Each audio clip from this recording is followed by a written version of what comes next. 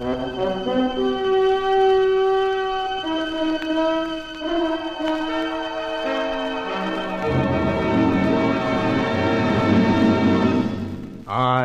have been here. The Grey Goose, Adventures of a Modern Robin Hood.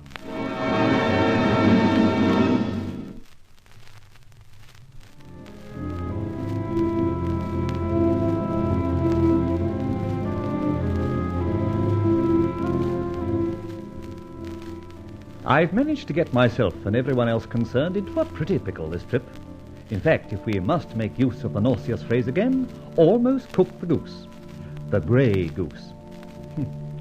Disguised as Stokes, I managed to cosh the Marvin Jones exhibit, deceive Inspector Ford and an earnest doctor, and in the meantime discover certain things which lead me to believe I've solved the mystery surrounding Stokes.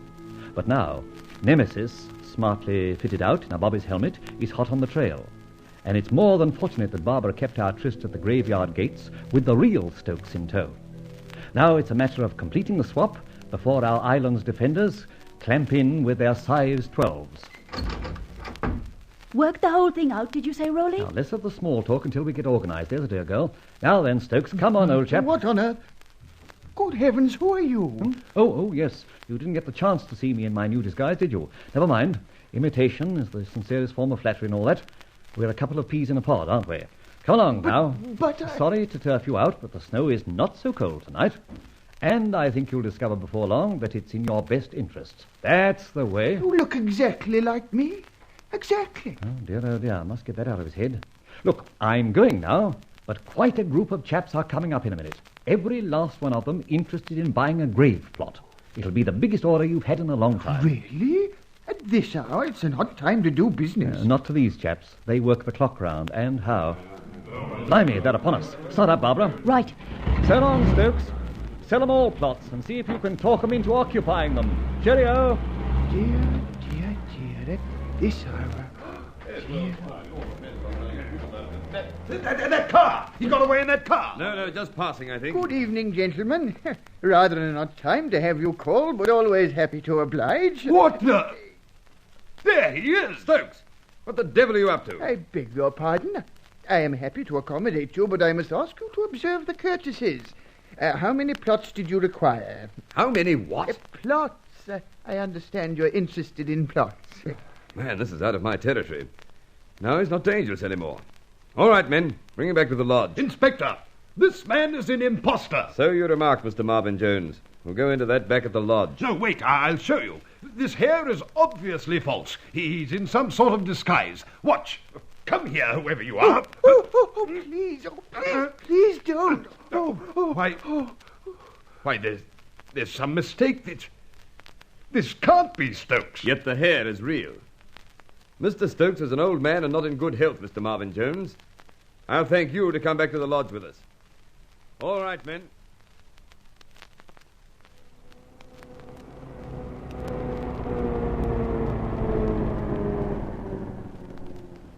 Far enough, Rolly? Yes, I should think so. Don't want to be miles away. I'm going back in a minute. Well, chuck away that disguise and tell me what's going on. That's the first thing. Ah, yes, the disguise. I shall feel sorry to part with it. I was beginning to feel like a walking Renoir. Well, remember this Marvin Jones that you couldn't remember, to coin a phrase? Yes? I found out that he's the late Arthur Briscoe's uncle. A strangely devoted uncle, too. Visits his nephew's grave all the time. Well, people do that sort of thing, don't they? Not if they're only uncles. But let that pass for the moment. There's another odd thing, too. Now that I've told you Marvin Jones is Briscoe's uncle, does that bring anything to you? Newspaper items, etc.? Well, I don't know. Wait a minute. Of course, you were a mere child at the time of Briscoe's death. Hold on, Rolly. There was something odd about Briscoe's uncle.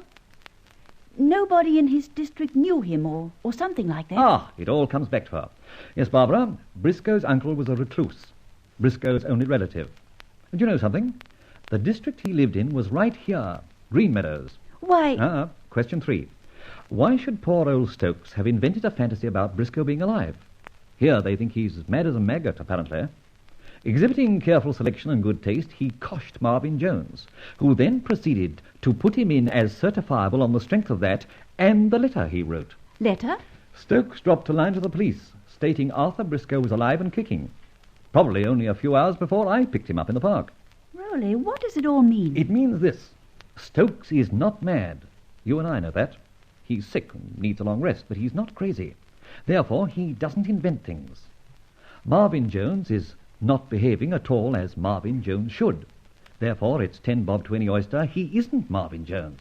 Rolly, you think... Only one thing puzzles me. What? Why? Eh? No. The why, the wherefore, the reason for it all. But I've got a notion about that, too. What? Who is buried in Briscoe's grave? Obviously not the real Marvin Jones, because he made some statements at the time of Briscoe's funeral. Thus, it must be somebody else. Or perhaps nobody at all. Nobody at all? Leave the boy alone, he's got an idea. If this chap masquerading as Marvin Jones really is Briscoe, then he must be making a living somehow. And Briscoe was never one to make a living honestly if he could do it otherwise. Like some other people we know. Yes, but Briscoe isn't in my class. He's the sort who gives the profession a bad name. Anyway, Briscoe is coining it somehow, and from what I remember of the gent's methods, that would tie up with there being nobody in the grave. I don't follow that at all. No, perhaps not. I had to chase a long way myself before I caught up with it. However, back to see if I'm right now, and then home to our virtuous couches. Be by the main gate again, and have the car ready to push off at an instant's notice. Good luck, Rolly.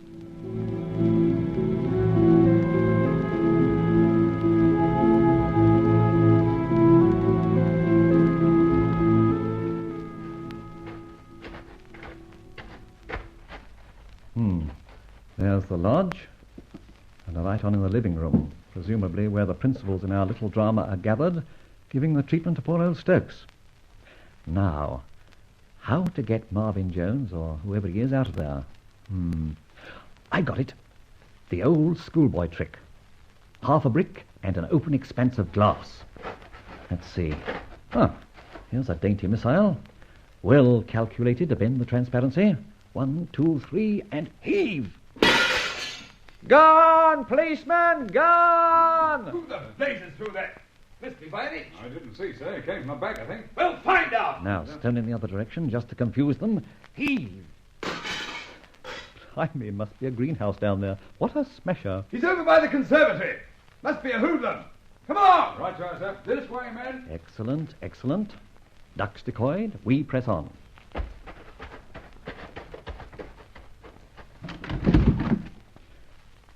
Mr. Marvin Jones and Mr. Stokes, alone. What on earth? Someone you very nearly had a pot at a little while ago. Someone who wants to talk to you badly. Here, leave me alone. Oh, no, we are going to have a little chat, and we shall have to move before Inspector Ford gets back. In all our interest, I'd better shut you up. Pardon my hand. Splendid. Now off we go. What on earth's happening this evening? Never fear, Stokes. It'll be over soon. Have you sold those plots yet? Keep at it. My friend and I here are going out to have a look round ourselves. But the plot we're interested in is already tenanted by Arthur Briscoe. Right, old chap. Quick frog march.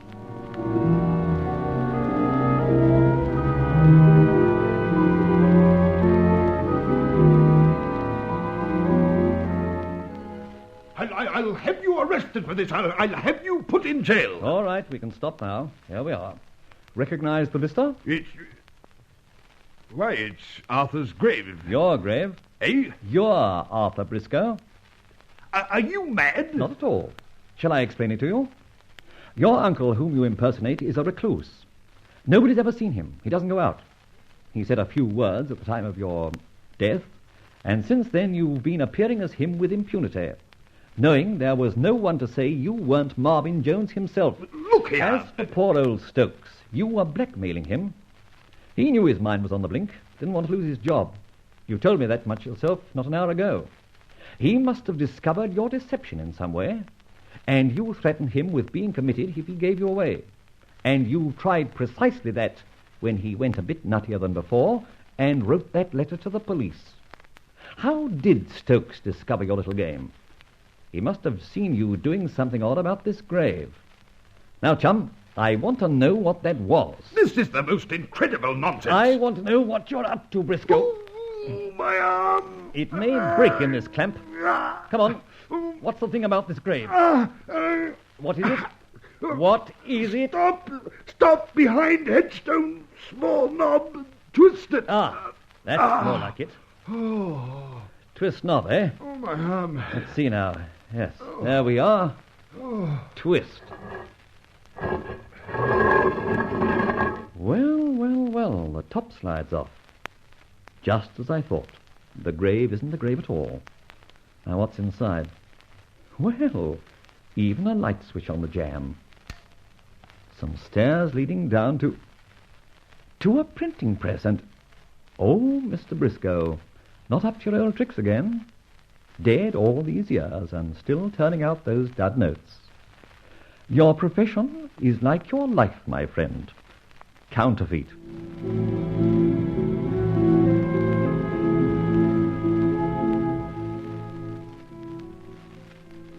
And that is virtually the end of the story. Briscoe, all those years ago, had hit on a clever way of avoiding the police and still opening up for business as usual. He died, but he didn't lie down. And if it hadn't been for old Edward Stokes' chance discovery, he might have gone on being dead for the term of his natural life. There was a little rider to the whole business. Inspector Ford, very puzzled about the mysterious stone-throwing, came back to the lodge. And what did he find? Well, a little note poked under the door just for him. Marvin Jones is actually Briscoe. Please find same trussed up in his own counterfeiting plant on the site of his own grave. Also find enclosed £200, which will pay for a long rest cure for Edward Stokes. I should have liked it to be more, but it's quite a job finding good notes when you've so many duds around. Cheerio. And a grey goose feather. Well, I'm damned.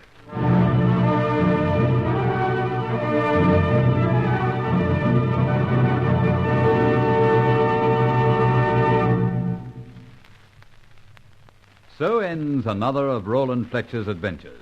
Be sure to listen when next we meet the Grey Goose.